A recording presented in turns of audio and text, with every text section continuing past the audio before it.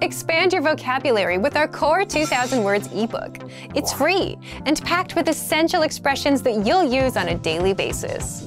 Start building your vocabulary today.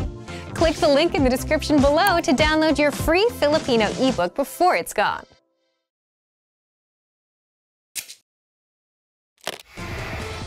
Hi everyone, I'm Gabriella. How are your Filipino listening skills? In this video, you'll have a chance to test them out with a quiz. First, you'll see an image and hear a question. Next comes a short dialogue. Listen carefully and see if you can answer correctly. We'll show you the answer at the end. Are you ready? May isang babae na nakikipag-usap sa isang empleyadong nagtatrabaho sa Koreo. Paano niya ipapadala ang kanyang pakete? Hi, gusto ko sanang ipadala ang paketeng ito sa Alemanya. Okay. Gusto niyo po bang masubaybayan ng pakete? Oo, may ilang bagay sa loob na napakahalaga. O sige po. Kung gayon, maaari niyo po itong ipadala ng Express Air Mail Service. Okay, magkano aabutin? Sandali lang po. I-check ko. Pasensya na po kayo. Pero ito po ay higit sa 20 kilo, kaya maaari lang maipadala by sea. Maaari lang po kayo magpadala ng pakete by air kung ito ay hindi higit sa 20 kilo. Maaari niyo po bang hatiin ang pakete na ito sa dalawa? Okay.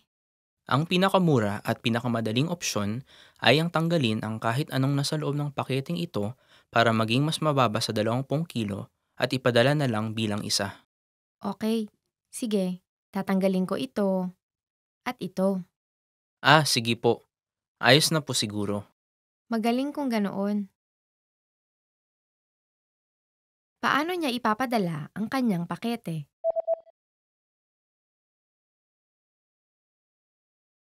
May isang babae na nakikipag-usap sa isang empleyadong nagtatrabaho sa Koreo. Paano niya ipapadala ang kanyang pakete? Hi, gusto ko sanang ipadala ang paketeng ito sa Alemanya. Okay. Gusto niyo po bang masubaybayan ng pakete? Oo, may ilang bagay sa loob na napakahalaga. O sige po. Kung gayon, maaari niyo po itong ipadala ng Express Air Mail Service. Okay, magkano aabutin? Sandali lang po. I-check ko. Pasensya na po kayo. Pero ito po ay higit sa 20 kilo, kaya maaari lang maipadala by sea. Maaari lang po kayo magpadala ng pakete by air kung ito ay hindi higit sa 20 kilo. Maaari niyo po bang hatiin ang pakete na ito sa dalawa? Okay.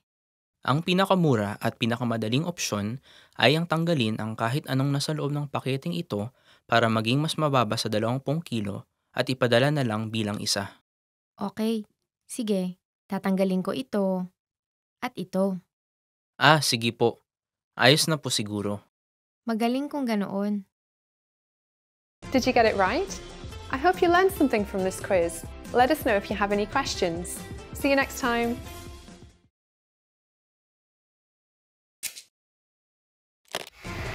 How are your Filipino listening skills? First, you'll see an image and hear a question. Next comes a short dialogue. Listen carefully and see if you can answer correctly. We'll show you the answer at the end. Are you ready?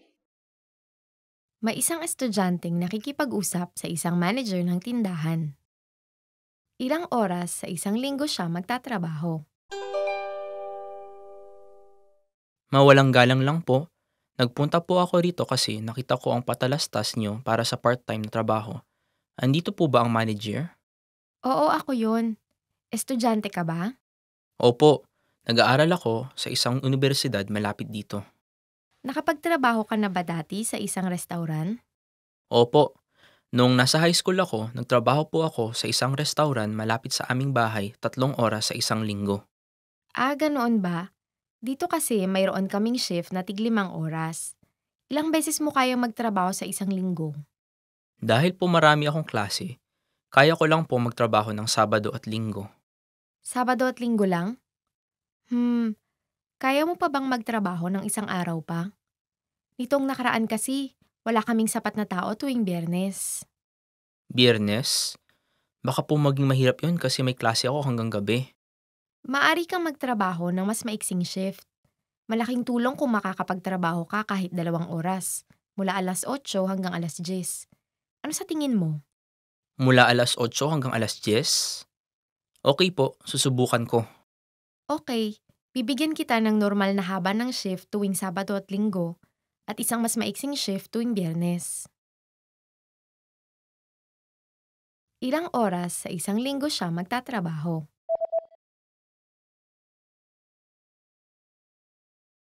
May isang estudyanteng nakikipag-usap sa isang manager ng tindahan. Ilang oras sa isang linggo siya magtatrabaho? Mawalang galang lang po. Nagpunta po ako rito kasi nakita ko ang patalastas nyo para sa part-time na trabaho. Andito po ba ang manager? Oo, ako yun. Estudyante ka ba? Opo, nag-aaral ako sa isang universidad malapit dito. Nakapagtrabaho ka na ba dati sa isang restaurant? Opo, nung nasa high school ako, nagtrabaho po ako sa isang restaurant malapit sa aming bahay 3 oras sa isang linggo. Ganoon ba? Dito kasi mayroon kaming shift na tig 5 oras. Ilang beses mo kayang magtrabaho sa isang linggo? Dahil po marami akong klase, kaya ko lang po magtrabaho ng Sabado at Linggo. Sabado at Linggo lang? Kaya mo pa bang magtrabaho ng isang araw pa? Nitong nakaraan kasi, wala kaming sapat na tao tuwing Biyernes. Biyernes? Baka po maging mahirap yun kasi may klase ako hanggang gabi. Maari kang magtrabaho ng mas maiksing shift. Malaking tulong kung makakapagtrabaho ka kahit 2 oras, mula alas 8 hanggang alas 10. Ano sa tingin mo? Mula alas 8 hanggang alas 10? Okay po, susubukan ko. Okay, bibigyan kita ng normal na haba ng shift tuwing Sabado at Linggo at isang mas maiksing shift tuwing Biyernes. Did you get it right? I hope you learned something from this quiz. Let us know if you have any questions. See you next time.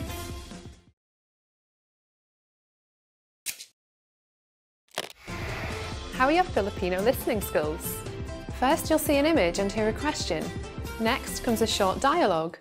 Listen carefully and see if you can answer correctly. We'll show you the answer at the end. Are you ready? May isang babaeng nakikipag-usap sa isang waiter. Saan siya uupo? Tuloy po kayo. Ilang tao po? 4, pero mamaya pa darating ang 2. Pasensya na po. Pero talagang maraming tao po sa ngayon. Ayos lang po ba sa inyong makihati sa isang mesa? Paano kung maghintay kami? Sa palagay ko po, magiging libre ang mesa malapit sa piano sa ilang sandali lang.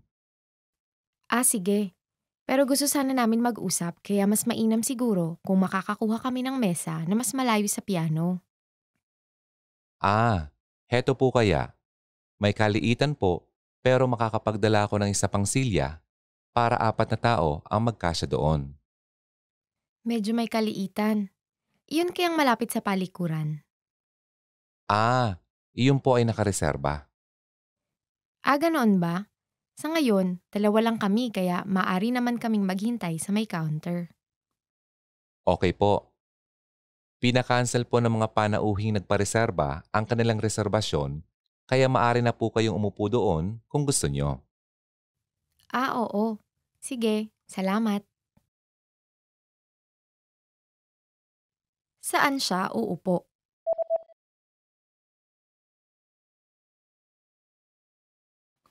May isang babaeng nakikipag-usap sa isang waiter. Saan siya uupo? Tuloy po kayo. Ilang tao po? 4, pero mamaya pa darating ang 2. Pasensya na po. Pero talagang maraming tao po sa ngayon. Ayos lang po ba sa inyong makihati sa isang mesa? Paano kung maghintay kami? Sa palagay ko po, magiging libre ang mesa malapit sa piano sa ilang sandali lang.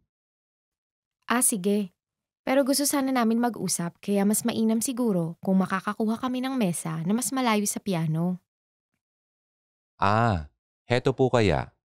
May kaliitan po pero makakapagdala ako ng isa pang silya para 4 na tao ang magkasya doon. Medyo may kaliitan.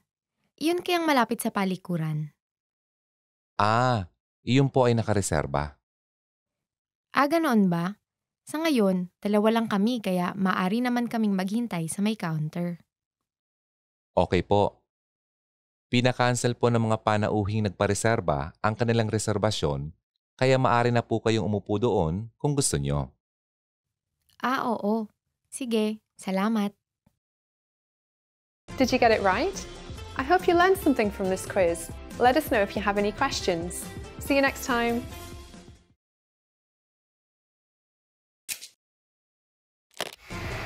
How are your Filipino listening skills? First, you'll see an image and hear a question. Next comes a short dialogue.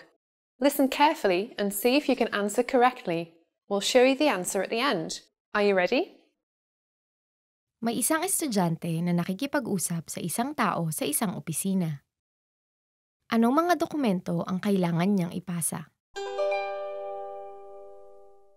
Gusto ko po sanang mag-apply sa programang ito at gusto ko po sanang malaman kung anong dokumento ang kailangan kong ipasa. Ang programang internasyonal ng TEDx? Isulat mo lang ang lahat ng kailangang impormasyon sa form para sa aplikasyon at magsulat ka ng maiksing pahayag kung bakit ka nag-a-apply. At pakilagay sa kahong ito. At dahil may posibilidad na ikaw ay magpunta sa ibang bansa, kailangan rin namin ng kopya ng iyong pasaporte at student ID. Sige po. Paano po ang recommendation letter? Kailangan mo ng 2, ngunit hihingin lang namin iyon kung makakapasa ka sa unang screening at makakapasok sa 2nd yugto.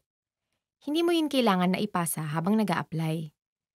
At kung dala mo ang iyong student ID at pasaporte, gagawa ako ng kopya agad-agad. Dala ko po ang student ID ko pero hindi ko po dala ang pasaporte ko ngayon. Hindi naman iyon problema. Kaya mo bang gumawa ng kopya at ilagay iyon dito sa kahon hanggang sa susunod na linggo?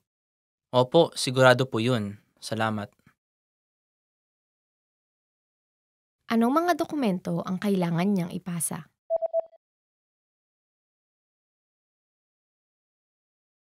May isang estudyante na nakikipag-usap sa isang tao sa isang opisina. Anong mga dokumento ang kailangan niyang ipasa? Gusto ko po sanang mag-apply sa programang ito at gusto ko po sanang malaman kung anong dokumento ang kailangan kong ipasa. Ang programang internasyonal ng TEDx? Isulat mo lang ang lahat ng kailangang impormasyon sa form para sa aplikasyon at magsulat ka ng maiksing pahayag kung bakit ka nag-a-apply. At pakilagay sa kahong ito. At dahil may posibilidad na ikaw ay magpunta sa ibang bansa, kailangan rin namin ng kopya ng iyong pasaporte at student ID. Sige po. Paano po ang recommendation letter? Kailangan mo ng 2, ngunit hihingin lang namin iyon kung makakapasa ka sa unang screening at makakapasok sa 2nd yugto. Hindi mo yun kailangan na ipasa habang nag-a-apply. At kung dala mo ang iyong student ID at pasaporte, gagawa ako ng kopya agad-agad. Dala ko po ang student ID ko pero hindi ko po dala ang pasaporte ko ngayon. Hindi naman iyon problema. Kaya mo bang gumawa ng kopya at ilagay iyon dito sa kahon hanggang sa susunod na linggo? Opo, sigurado po yun. Salamat. Did you get it right? I hope you learned something from this quiz. Let us know if you have any questions. See you next time.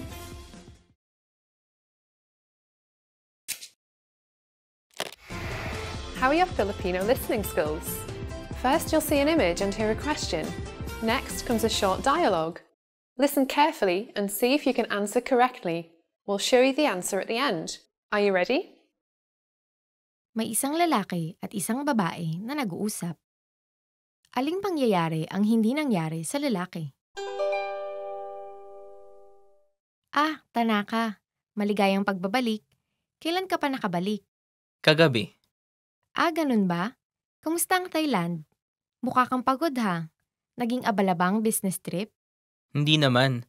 Naging madali ang negosasyon pero ang biyahe pabalik ang mahirap. Anong ibig mong sabihin? Napaghalo-halo ko ang oras ng alis at lipad kaya naman nahuli ako nang dating sa paliparan. Talaga? Oo, pero kung iyon lang magiging okay pa rin. Pagkatapos nun, nanakaw naman ang wallet ko. At higit sa lahat, nung sinubukan kong gamitin ang credit card kong hindi ko nailagay sa wallet na iyon, nalaman ko na paso na pala ito at hindi ko na nagamit. Kaya sa huli, kinailangan kong maghintay ng 15 oras para sa susunod na flight. Okay lang sana kung nakapagpahinga ako sa isang hotel. Ah, ganoon pala. Kaya pala mukha kang pagod. Oo, Aling pangyayari ang hindi nangyari sa lalaki?